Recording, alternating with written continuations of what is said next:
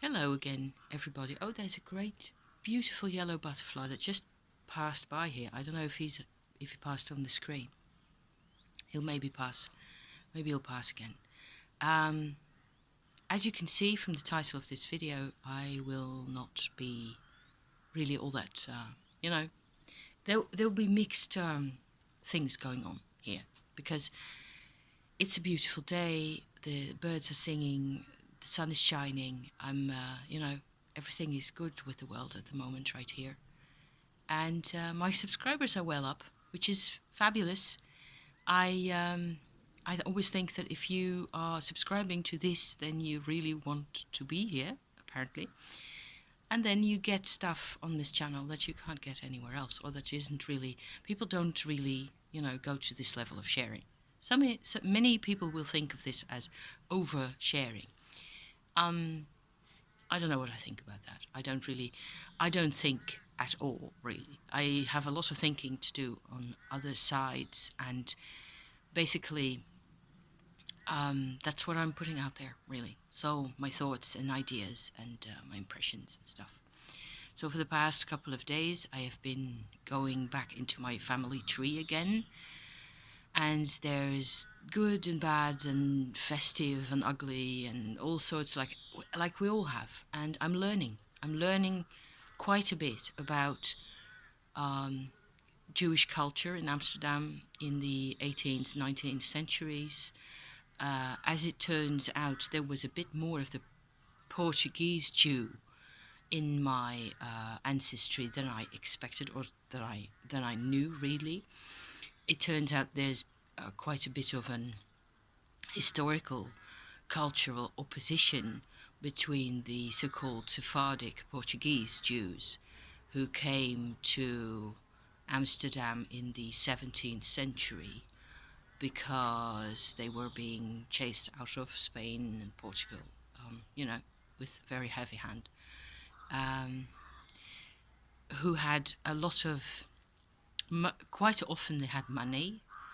They certainly had a lot of their own, culture, historical sensibilities, cultural sensibilities. They had a lot of, they were well-read people. They stem from a tradition of manuscripts and all that type of stuff. So the other side, the side that I've always identified with the circus and the fair, the markets and fair type, how do you call that? Year markets and fairground type, theatre type, and music and horses and all that type of activities. Those people who are engaged in that, they to a large extent were Ashkenazi, which is German and Eastern Europe Jews, and so they didn't have often they didn't have the it's my septarian, helps me think and talk at the same time. They didn't have a lot of book learning that much, and they were also chased and hunted out of ghettos and pogroms and stuff like that in later centuries still. And everybody came to Amsterdam. Everybody came to Amsterdam. So I've known about this for quite a while now, and I've done every couple of months or so, I just get this bug where I have to do a bit more genealogical research. And just to get my foremost reason for coming on today and for putting, for coming out to talk to you guys about this is Auschwitz. And I will get that out of the way first, because I'm that type of girl.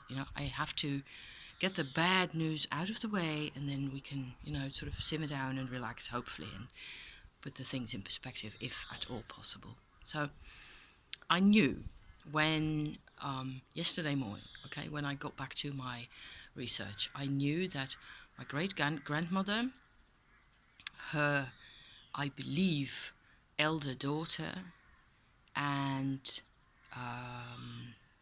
two of their kids, and also the daughter's husband, so son-in-law, and two little girls, that they'd gone off been carted off to Auschwitz and, gone to the gas chambers and died there, been killed. I knew about them. However, there's all sorts of websites where you can find names of war victims and Shoah victims and, Auschwitz, all that. And I just got hold of a couple more last names from his side of the family. And also, I had done, Wednesday, the day before, a bit more research into my great-grandmother's family and where she used to live in Amsterdam and all that. So that's the good bit that I'll be getting back to a bit later. And it turned out that I kind of knew that she did have brothers and sisters, but I'd never realized that, of course, maybe some of them, or maybe a few of them, also ended up in Auschwitz. So after a while, I had got quite a number of names. My great-grandmother's in-law parents, her son-in-law, his brother, and who knows how many other people were also carted off to Auschwitz. So at first, I had this sensation like, oh my God, that makes me feel, if possible, it makes me feel just a tiny bit better, because at least she wasn't really alone. And then in the middle of the night, I went downstairs again because I had all these dates and hadn't even figured out that, of course, it's a timeline. And they didn't go into the gas chambers at the same time. So, my great-grandmother went in 44. She was actually one of the last in March. And she had one brother and one sister, who at least I have been able to find, that also ended up in Auschwitz. And the sister died more than a year before, so she was already way gone. And the brother, Aron, was the last to go. So that breaks my heart all over again. I didn't know you could break your heart several times in succession. And I had already, for, I don't know how long I've known this, looked at those two little girls' names, and they were 9 and 13 years old. And the one who was 9 years old, they were both Leos, like me. And the youngest was born on the 6th of August, which is my birthday, except in 1934. So she was 9 and a bit, I don't know. And the only redeeming, sorry for the aeroplane, guys, I just have to keep chatting. Birds and bees and life, incredible. And here I am talking about this type of stuff. I found a photograph of my, whatever he is, a great uncle type character. This son-in-law. He was a pianist. He was a gifted pianist, and he was really popular before the war, and he was playing all over the place, and good stuff, and classical music, and lighter, entertaining classical, just like those people did. They have done that type of thing. They were so harmless. I don't get this whole persecution of the Jews type thing. And what really gets, the type of thing that gets to me is that his mother, the pianist's mother, was Wins-Korthoef was her maiden name. I have seen her signature on those two wedding documents. The one, both of those for her two sons, those two weddings, and the earlier one of those was for David, the pianist, and her handwriting, you could just tell looking at this short, tiny bit of handwriting, those few letters, that she was already a completely stressed out person. So she already died in 42, together with her husband. So, and the mother of the two girls, her sister-in-law, in fact, they all three went into the chambers together. So I have no idea what to do with this. That's why I am making a video, because it's kind of the best thing that I've got to give, really, to remember them in memoriam, okay? To remember that they were alive. and that there's a couple of consequences from this that I want to, keep track of, really, basically here. I have also done one other practical thing, which is a consequence, and which I will keep you posted on if I, once there is news. I've submitted an application to view the file of this family that is kept private, that has to do with post-war assessments of money and properties, because of course the Nazis took everything that they could grab. I have no idea what is in that file, and I have managed to fight my way through the computer system, which didn't want to cooperate because, computer blah. I ended up just printing it out, and husband has done the rest, scanning it and sending it on to the appropriate email address. And boy, was I relieved that I could just... He's in the administration business himself, so he's got I can do this in 10 seconds, so don't you worry. I could have done it myself, no problem, but it was just a great relief to have him help me out. Somebody help you, just a bit of the way. And all I can do now in that respect, so for this file, I have no idea. Probably it will be about like the story I read about online, about this guy who found out that somebody had appropriated or, got hold of his mum's old Persian carpets, okay?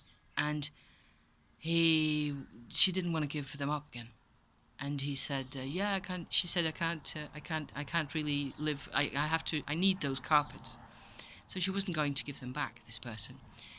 And he went away. Typical post-war, over-victimized type of person, He went away, and he told a friend about this, and his friend said, "What? You're taking this? No way. We're going back right now."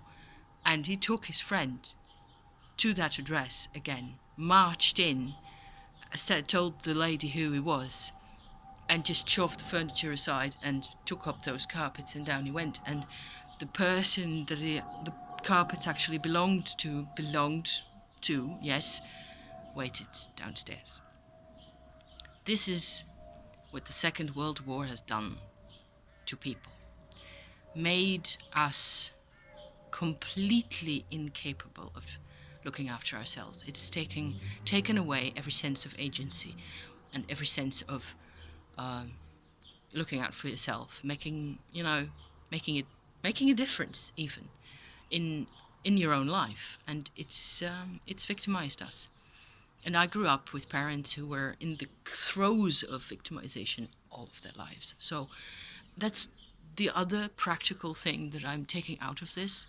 Each and every time I have a hard time, dealing with the loss of those people and the loss of the children and the way that went. And I identify like no tomorrow with those little girls, especially the one who's got the same birthday as me. I mean, that's just sick right there.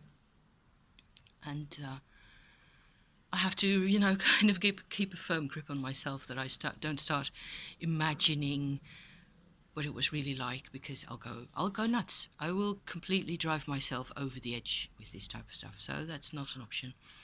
But the other thing, like I tried to say here, is that all this backstory has had a huge impact on my dad. And I think the more I think about this, and the more I try to sort of empathize with everybody, because narcissist or no narcissist, the only solution is to empathize. Use your empathy by choice in a positive manner for yourself and for whatever there is that can be redeemed. Okay? That's my point of view, and it's taken me 50 years to get here. So it's not everybody's point of view, and if you're not ready for this, then you can't make yourself. You cannot make yourself, because that's not how empathy works. You get there in your own time. And as long as you're mad at them and sick of them and because of what they did to you, you're not going to be able to let it go. It's a lengthy process, and it takes a lot of anger and a lot of tears and a lot of water under the bridge, and endless stuff like that. So all that is really what I think belongs in with this complete picture. That the only thing that really helps is the complete picture, and it's different for each and every one of us. Which we had to go through. I think there's always reasons why, or causes. Maybe not so much reasons as causes why people behaved the way they did, and people feel left alone and abandoned and went feral and stupid, and even clever, intelligent people like my parents went so utterly stupid. They did not look out for me. I was their only child. I was this big, and they just took it in their stride and never had a second thought that what I went through counted in some way. Only afterwards, and my parents split up and they went mad at each other, and they were completely the same and completely different and all that. You just need a lot of brain space to put all that into perspective for yourself. So that's really important. And I think that by now I feel a lot more comfortable saying that my father, who's also inside of me, was desperate for connection, for feeling related to as many people as possible. And he had, it had become like a curse, all those lost relatives and all this big, colossal scar that went through everybody. And he tried, he was a kid in the war himself. So those generations really, a lot of it happened at the same time. He was 7, 8 years old when they went off to the camps. So my father was a musician, probably still is, but he won't have the breath nowadays. He's 85 years old now. But he was a musician. And his dad was a violinist. And they were all, and every single one of them, into music.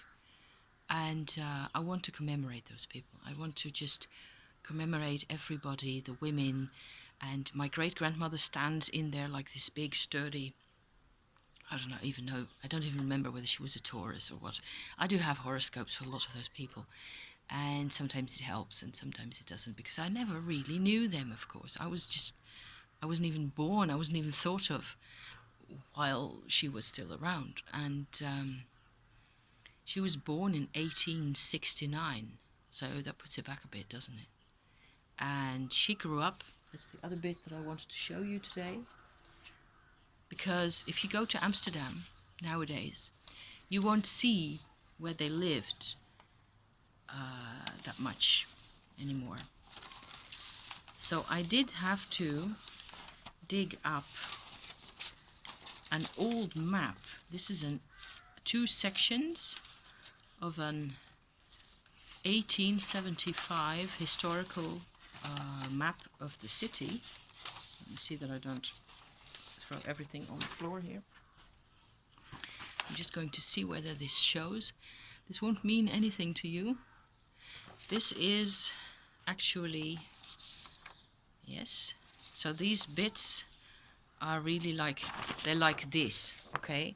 So more or less, just to have an impression. This is the southern half of the center of the town, and this is the northern half. And the northern half, last Saturday when we visited Amsterdam, like I, told you about, we actually walked through this canal right here.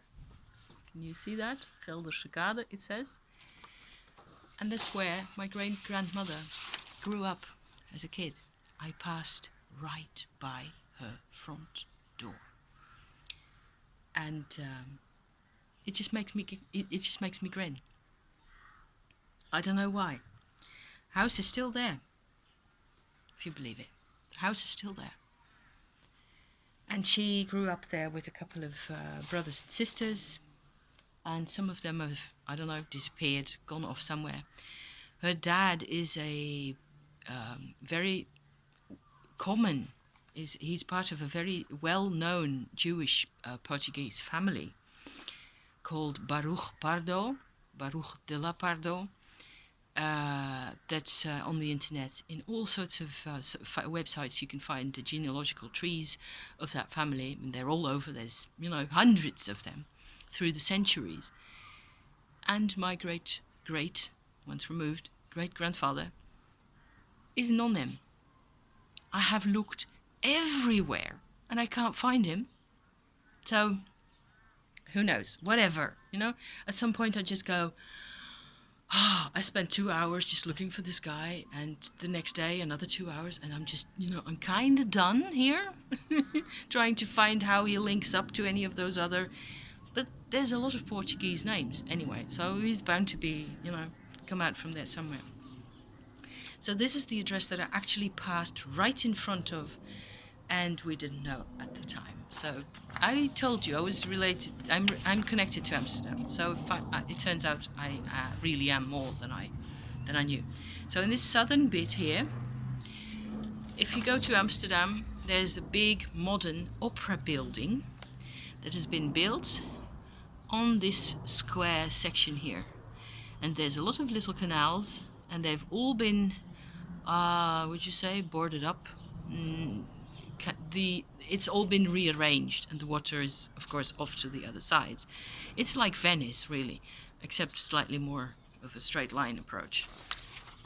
And I had to look before I really found that this, on the one side of that square section right there, is actually the street name, because I'd heard that street name before, Leprozengracht. It's the Canal of the Lepers. So, yeah, it's old.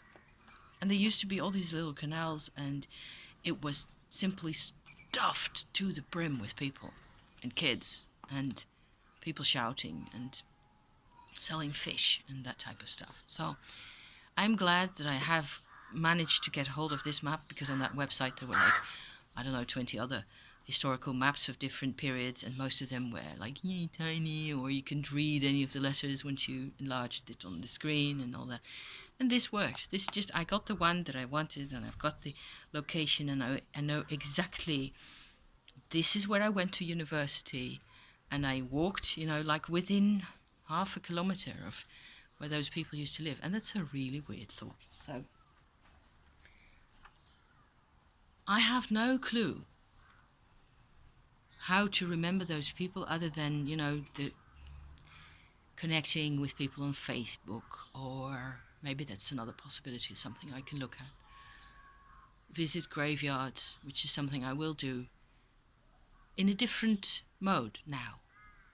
Because if I find somebody's grave somewhere in Europe, and the name on the grave says Baruch, I know I'm related. We are related to everybody. We still are. You can't eradicate that. You just can't. And I'm still here. Because, why am I still here? Why am I here?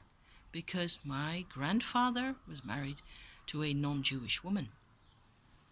That's why he wasn't deported. So, 23 and a bit minutes. And that's it, you guys. I am going to look back at this, and I think I am okay, because I haven't been blubbering. I've managed to get through this. I light candles, which is not Jewish at all. I don't know. I was kind of fantasizing about doing something really witchy and cool, or making a piece of jewelry, or making, I don't know what to do. Because there isn't really anything I can do. All I can say is we are all related. Yes, by putting out there that we're all related. Maybe I should go and talk to a descendant of the guy who pushed the buttons in the gas chambers. A German. And if I ask for that, it'll happen, because the universe has no truck with me being vulnerable or sensitive, or that I can be pushed or whatever too much. The universe is about me getting knowledge. So here I am sharing it. Thank you.